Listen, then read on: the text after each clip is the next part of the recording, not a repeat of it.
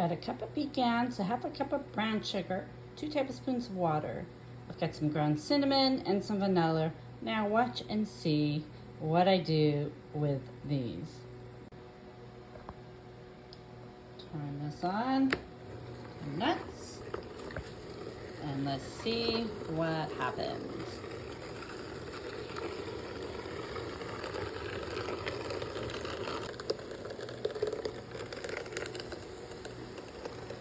Starting to heat up. Got it now. We're almost done. You look for a sandy texture. So not almost seeing that, not quite. And I don't know, but I think we are there. I think it looks good.